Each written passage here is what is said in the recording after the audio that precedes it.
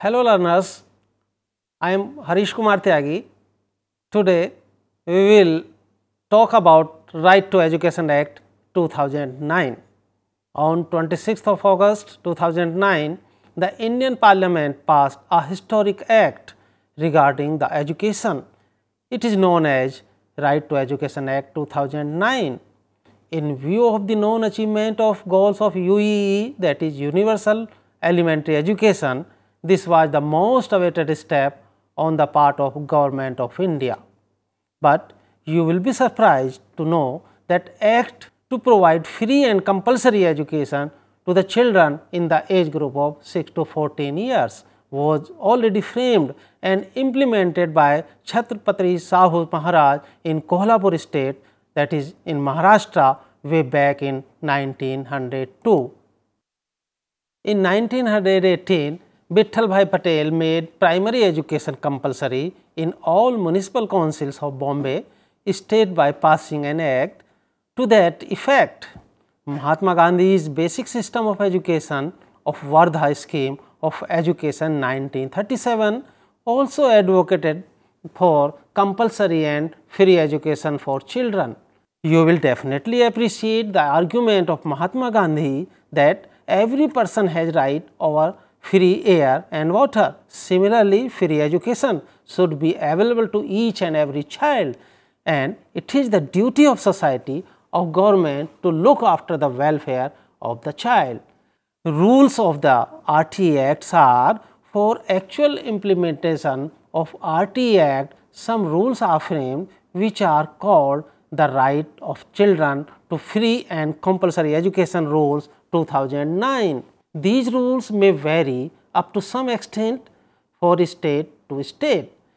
Here, every state may frame its own rules, that is why they can easily vary. Here, we shall try to study some of the important rules for free and compulsory education of child. Number 1, we can say provisions and methods, special training of children in order to bring them up to the learning level of their peers, the limits of neighborhood schools, and duties of the state government and local authorities in upgradation of schools, provisions of transport facilities or residential facilities, and all forms of learning support to children with disabilities to ensure completion of elementary education. Methods and details of records to be maintained of children within the jurisdiction of the local authority. Responsibility of schools and teachers with regard to enrollments and classroom transactions with children from weaker sections and disadvantaged groups. Documents and age proof required for every child. Application and procedure to be followed by all schools other than a school established owned or controlled by the state government or by the local authority in order to gain the recognition as maintained by the Act. Conditions and procedures under which this recognition could be withdrawn, composition and functions of the school management committee, details on the school development plan to be designed and monitored by the SMC, teacher qualifications norms. Like preliminaries, we have in preliminary section which is dedicated to the define keywords of the rules to RTE. A, Act means the Right to Children to Free and Compulsory Education Act 2009. B, Anganwadi means an Anganwadi center established under the Integrated Child Development Scheme of the Ministry of Women and Child Development of the Government of India. C, appointed date means the date on which the Act comes into force as notified in the official gazettes. D, chapters, section and schedule means respectively chapter, section of and schedule to the Act. E, childs means any child of the age group of 6 to 14 years. F, pupil cumulative records means record of the progress of the child based on his or her comprehensive and continuous evaluation. G, school mapping means planning school location to overcome social barriers and geographical distance. Right of children to free and compulsory education. Here we are going to discuss what are the various rights of the child when he is going to get a compulsory and free education. So, number one is like special training. Under this section, special training for those students whose admission is delayed is to be given by the specially appointed teachers. The purpose of this training is to enable students to successfully integrate themselves with the rest of the class academically and emotionally as well. Duration of the training shall be of 3 months. As a teacher, it is our duty to help the children who are lagging behind. So, we have to enroll each and every child, no doubt he is coming from any creed or caste. A special training for the purpose of first provision of section 4. This section says that the school management committee, local authority shall identify children requiring special training and organize such training in the following manner. Here we can explain these manner in such a way like the special training shall be based on specially designed age appropriate learning material approved by the academic authority specified in section 29A. It shall be provided in classes held on the premises of the school or through classes organized in safe residential facilities. It shall be provided by teachers working in the school or by teachers specially appointed for this purpose. So, the duration shall be for a minimum period of 3 months, which may be extended based on periodical assessment of learning progress of a child for a maximum period not exceeding 2 years.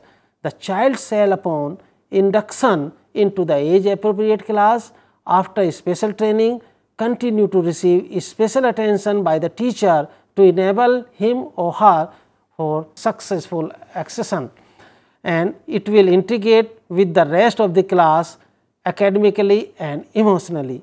Duties of the state government are, so here we are going to discuss first the duty of local authority. This local authority will establish by the government of state and also it will open the school within a radius of 1 kilometer, so that it can be easily accessed to the child and going to learn his materials etc., and receiving his education up to class 1 to 5 within a walking distance of 3 kilometers for the students of class 6 to 8. So, here we can say those children who are coming in the category of 1 to class 5, they may go to the distance within the 1 kilometer from their residence, and the children who are studying in class 6 to 8th, they can go within a walking distance of 3 kilometers. So, these things have been mentioned under this state government's duties. In a particular area of the schools already exist, then classes are per requirement shall be added to those schools. You know that many states in our country could not evolve the network of elementary school. As per requirements, transportation or residential facilities are to be provided by the concerned state government as per the need of the children. We should appreciate the efforts put in by some state governments in this regards. Some states are issuing free travel passes to girls students, while some are providing bicycles to the girls for enabling them to attend the school. So, it is a appreciable step by these state governments. For establishing neighborhood schools, the state government local authority is going to undertake the school mapping, and all types of children including children with special needs shall be identified by the authorities. Maintenance of the record. Now, the question arises, who is going to maintain the records of all these things? So, here the local authority shall maintain a record of all children in its jurisdiction through a household survey from their birth till they attain the age of 14 years, and the record shall be updated each year. So, we can say here that local authority is responsible to look into the matter that each and every child is enrolled who is not going to the school, and it is their duty to bring back them or to enroll them in their schools. Here, as a teacher, our role is of vital importance. It is our duty to bring to the notice of the local authority any deviation from the rights of the child, in particular physical and mental harassment of the children, denial of admission, etc. We should be very watchful regarding this issue. We are required to identify the needs of the children and to prepare a plan and mother the implementation of the provisions of RT Act 2009. The local authority is expected to monitor the implementation of the midday meal in the school also.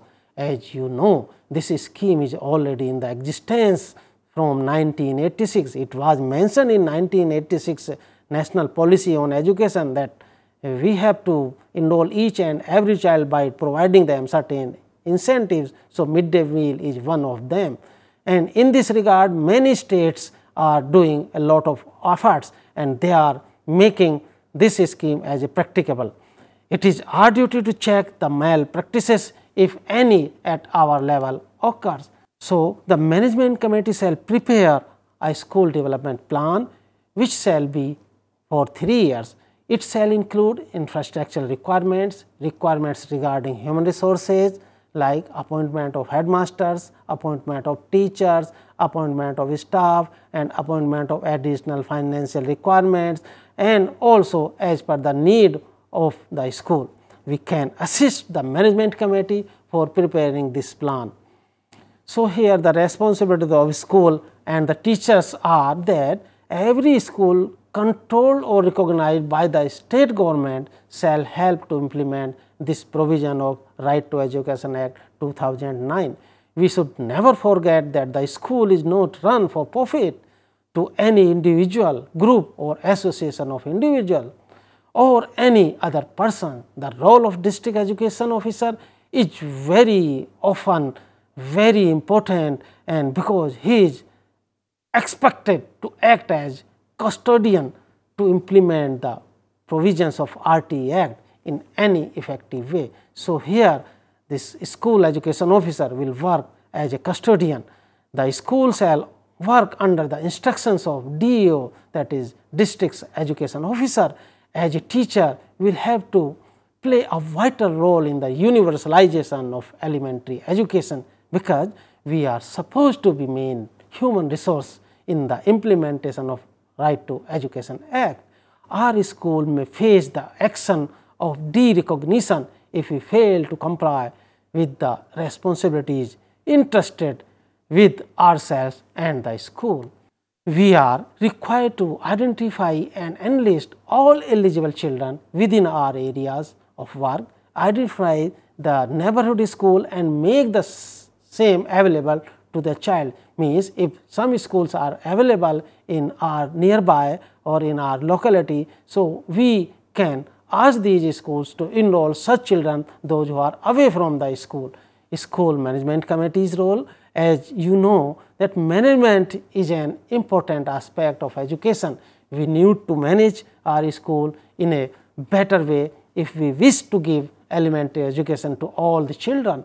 As per provision of RT Act, the school management committee shall be constituted mainly out of parents of children, and their strength shall be 75%. Some of the important functions of the committee may be as follows, like monitor that the children, the teachers are not burdened with the academic, non-academic duties except with those of census and elections. So, first time in this RT Act it has been mentioned, and it has been realized that teachers were very much busy during the elections, and they were being engaged in doing the census activities. So, first times they have made free, and this has been ensured that they should not be given such duties. And in addition to the normal duties, the teachers are required to maintain a file containing the cumulative record of every child, which will be like on the basis of their previous record, we can project that how the child is and how the child's behavior was and how his activities were in the class rooms, etc. We are expected to participate in training programs, curriculum formulations, training modules and textbooks development. There shall be a grievance redressal mechanism for teachers. You see, today even the teachers are victimized, so there should be a grievance redressal cell. So, first time it has been realized in RT Act that it should be constituted. The state government shall constitute school tribunals at the state level, district level and block levels. The state or local authority shall maintain the pupil teacher ratio, means what is the ratio of the pupil as well as the teachers. So, it should be not more than 30 students for one teachers, and teachers, the academic authority of the concerned state lays down the qualification of the teachers. So, here whatever the qualification of the teachers have been laid down, it should be there and the teachers should be recruited as per the fulfillment of their qualification. The minimum qualification laid down by this authority are applicable to all schools in a state where there is a shortage of trained teachers or there is a qualification may be relaxed for the appointment, but the teacher should be at least possesses the minimum academic qualification as may be prescribed by the government. So, here the curriculum and completion of the elementary education. So, here in this RT Act it has mentioned what type of curriculum and when it is going to be completed has been discussed. The state government shall notify the State Council of Educational Research and Training or its equivalent as the academic authority, means this SCERT will definitely be authority to maintain and to supervise the schools coming under its jurisdiction, while it shall formulate syllabus and textbooks and other learning materials. It shall also help in service teachers training program, design and prepare guidelines for implementing curriculum and practicing continuous comprehensive evaluation. The certificate of completion of elementary education shall be issued at the school, block and district level. So, here it is fairly to mention that RT Act has also given due emphasis for the training of the teachers also. It has also mentioned that as a teacher you have to be careful in maintaining all types of records, especially cumulative records of every child, which will help you assess the overall development of the child. So, here again it will be fair to say that cumulative record has the record of a child of beginning to till date. It means what was the position of a child academically, socially, emotionally or psychology when he has taken the admission and what is the position of the child right now. So, on the basis of this cumulative record things can be predicted about the child and protection of the right of the children. Many states in the country have constituted state commissions for protection of the child rights. In respect of a state which does not have a state commission or protection of the child rights, the state government may take immediate step to set up such commissions. Till such time, an interim authority known as Right to Education Protection Authority, that is REPA, shall be set up. It has been found that in spite of establishment of commissions or authorities, the objectives are not achieved completely due to absence of cooperation and commitment at all the levels. So, as a teacher, it is our prime duty to work sincerely and cooperate for achieving the cherished goal of RT Act 2009. So, what types of rights are? Like children's rights are defined in numerous ways, including a wide spectrum of civil, cultural, economic, social and political rights. Rights tend to be of two general types, like those advocating for children as autonomous persons under the law and those placing a claim on society for protection from harms prepared on children because of their dependency. These have been labeled as the rights of empowerment, as the rights of the protection. One Canadian organization categorizes children's right into three broad categories. Number one is provision. Children have the right to an adequate standard of living, health care, education and services, and to play and recreation. These include a balanced diet, means here they have given emphasize on the balanced diet also, a warm bed to sleep in and access to schooling. They have also mentioned the protection under the rights. Children have the right to protection from abuse, neglect, exploitation and discrimination, means they say that no child should be discriminated and no child should be neglected and they should be free from all the abuses and sins, etc. So, this includes the right to safe place for children to play, constructive child's rearing behavior and acknowledgement of the evolving capacities of the children. Participation under these rights, Canadian says that children have the right to participate in communities and have programs and services for themselves. This includes children's involvement in libraries and community programs, youth voice activities and involving children as decision makers. In a similar fashion, the Child Rights Information Network or CRIN for short categories rights into two groups. So, these are some categories of the child's right.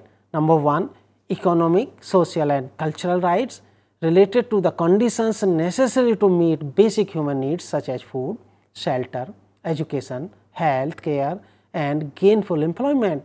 Included are rights to education, adequate housing, food, water, standard of health, right to work and right at work, as well as the cultural right of minorities and the indigenous people.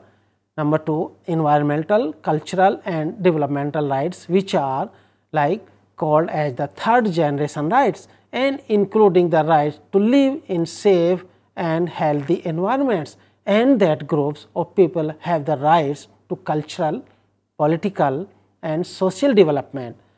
Scholarly study generally focuses children's rights by identifying individual rights. The following rights allow children to grow up healthy and free, like number one, freedom of speech, freedom of thought, freedom from fear, freedom of choice and right to make decisions, ownership over one's body.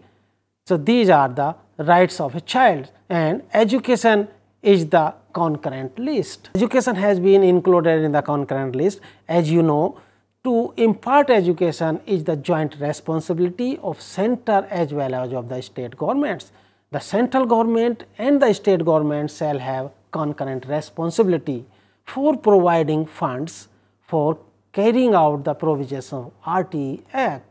So, here certain amounts on education is spent by the center and certain amount is spent by the state. Sometimes this amount is bared by the 50% by both the government. The central government shall prepare the estimate of capital and recurring expenditure for the implementation of the provisions of RTE Act. The central government shall provide to the state government as grants in aid of revenues such percentage of expenditure as it may determine from time to time in consultation with the state government. The state government from the funds received from the central government and its own resources will be responsible to provide funds for the implementation of the provisions of RTE. It shall be the joint responsibility of the central government and the concerned state government to provide free and compulsory education to every children till they attain the age of 14 years. Here we should not forget that it is not necessary to meet this huge expenditure by a single government. So, provisions have to be made to provide quite and adequate funds. It is going to be biggest challenge to spare thousands of crores of rupees for this task. the concerned state government will have to ensure the compulsory admission, attendance and completion of elementary education by every child in the age group specified above. We have here mentioned that age group is 6 to 14 years. So, it is the duty of the government to provide free and compulsory education to all the children till they attain the age of 16 years. So, we have to ensure that availability of the neighborhood school, means school should be available in nearby locality, and it has to be ensured that no discrimination is made on any ground among children regarding persuasion of elementary education. Here also we are expected to work for checking discrimination. If discrimination is found somewhere in any school, etc., then we have to be very careful and we have to stop it. Ensure the availability of all types of infrastructural and educational facilities to each and every child for completion of elementary education. Many a time, in want of financial support, we could not provide good infrastructural facilities. Here again it is our duty to avail finances from various resources. Ensure that quality elementary education is accessible to every and each child. Our role as a teacher is important in maintaining the quality of elementary education and provide training facilities to the teacher working in the area of elementary education. It is in fact a good opportunity for us to acquire the necessary qualifications or necessary training which may further help us for teaching in a better way. It may also give stability in a teacher's career. So, in this way we are going to achieve this RTE Act. So, let us sum up whatever we have learned today. Here we have discussed the concept and need of universalization of elementary education, which means making available elementary education to each and every child. It has been clearly mentioned in Article 45 that Constitution will try to provide free and compulsory education to all the children till they attain the age of 14 years. Constitutional provisions are also reviewed. In the year 2002, the Parliament of India made 86 constitutional amendment in Article 21A. It was inserted which makes the right of education a fundamental right of the children. In the age group of 6 to 14 years, you have also studied reasons for non-achievement of goals of UEE. In 1959, the United Nations declared the rights of the child, right of survival, right to name and nationality, right to nutrition, right to expression, right to health and care, right to protection from neglect and exploitation, right to education, right to information, right to protection from abuse and right to recreation are some of the important rights of the child. So, dear learners, we have learned today about the Right to Education Act 2009 and also about the universalization of elementary education. Thank you, learners. We will meet in next lecture. Till then, bye and have a good day.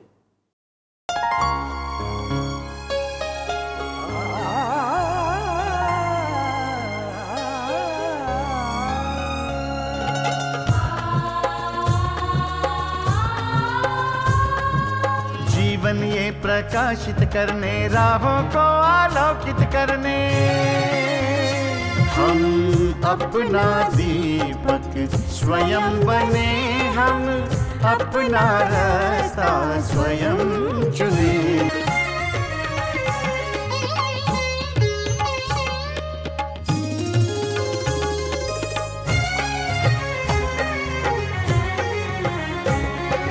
धन साधन समय की सीमा से